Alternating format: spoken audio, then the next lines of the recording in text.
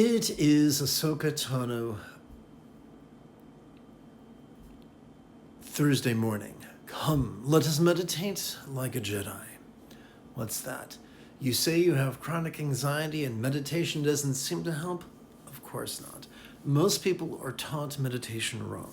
Most people are taught to focus and to analyze.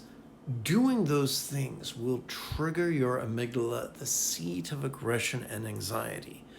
Doing those things will make your anxiety worse. Mindfulness is not accessed through the prefrontal cortex. That's where focus is accessed. If you want mindfulness, you have to access it through the sympathetic nervous system in the middle third of our spinal cord. Fortunately, that is accessed every time we breathe in.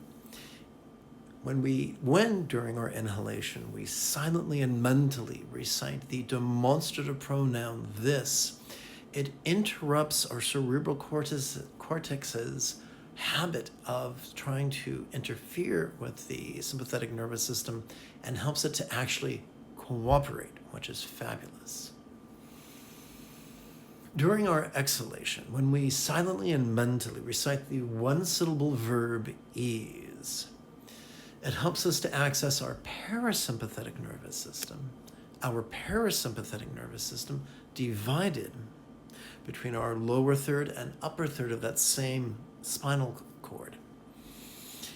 This parasympathetic nervous system supports both physical relaxation and mental release. Now, does that mean we'll never have anxiety again? No, that doesn't mean that. But when we work with this and ease in harmony with our inhalation and our exhalation, we're able to make peace with what we are feeling. We're able to make peace with what we are seeing and hearing and feeling and tasting and smelling. We're able to make peace with what we are emoting, intending, reasoning, recalling, and imagining. That doesn't mean we have no more emotions. It means for a little bit, for a little while, we are resisting those things a little bit less. And that is a huge victory. Now, clearly, you want to work with a MD, a psychiatrist, or a PhD, a psychologist, whose bread and butter is anxiety. You don't want to work with a garden variety therapist. You want to work with someone whose specialty is anxiety, who can help you with lifestyle choices, things like ways of adjusting your sleeping and your diet and your beverage choices, ways of getting enough fresh air, sunshine, exercise, to help your body to marshal its resources, because it's never just one body part that gives us a problem. It's a whole domino effect. But in the short term, refraining from focus, ceasing to confuse focus with mindfulness, relying upon our autonomic nervous system can help. What can also help is applying what I've just explained to brisk walking meditation. This brisk walking meditation acts as a massage for both our amygdala and our hippocampus. Now, when doing brisk walking meditation for 20 or 40 or 60 minutes, without listening to music, without listening to an audible, you'll want to replace those one-syllable words with three-syllable words. As you breathe in, silently and mentally recite perceiving. As you exhale, silently and mentally recite releasing.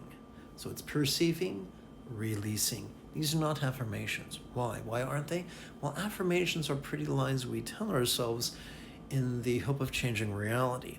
What we are doing is describing processes that are already latent within our autonomic nervous system in an effort to get our brain to stop interfering with them and start cooperating with them. There is a way out. There is a way to make anxiety more something you can live with.